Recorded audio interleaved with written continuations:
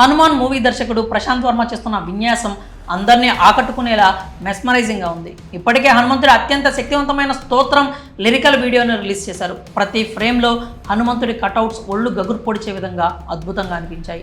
హనుమంతుడిని మించిన mass hero ఆబాల గోపాలాన్ని ఆకర్షించగల పాత్ర మరొకటి లేనే లేదు, పురాణాల పరంగా కానీ భక్తుల విశ్వాసాల పరంగా కానీ. అందుకే చిత్ర నిర్మాత నిరంజన్ రెడ్డి నుంచి హీరో తేజ సజ్జా, దర్శకుడు ప్రశాంత్ వర్మ వరకు అందరూ ఏ అవాంతరం వచ్చినా తమకు హనుమంతుడి దీవెనలు ఉన్నాయని అంటున్నారు.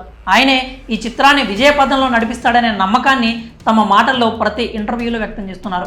ఐ డ్రీమ్ ఇంటర్వ్యూలో కూడా హనుమాన్ నిర్మాత నిరంజన్ రెడ్డి మాట్లాడుతూ హనుమాన్ చిత్రీకరణ మొదటి నుంచి జరిగిన విధానం, ఎలాగైతే హనుమంతుడు సూక్ష్మ రూపం నుంచి ఆకాశమంత ఎత్తుకు ఎదిగి విశ్వరూప ప్రదర్శన చేస్తాడో అలాగే పెరుగుతూ వచ్చిందని చెప్పారు. మొదటి దశలో ఓ స్థాయిలో చేద్దామని ప్రారంభిస్తే అది ప్రతి దశలో పెరిగిపోతూ తమ శక్తి సామర్థ్యాలను కూడా పెంచుకుంటూ వచ్చిందని, హనుమంతుడి అనుగ్రహం తమ టీం మీద పరిపూర్ణంగా ఉందని, అందుకు ట్రైలర్ సాధించిన పాపులారిటీయే సజీవ నిదర్శనం అని చెప్పుకున్నారు.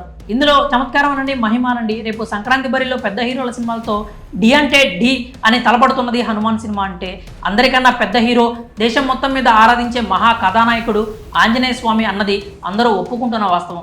ఆంజనేయ స్వామి పాత్రను చొప్పించి చేసిన సినిమాలన్నీ కూడా ఇంతవరకు ల్యాండ్ మార్క్ హిట్స్ అయ్యాయన్నది కూడా చరిత్ర చెబుతున్న నిజం.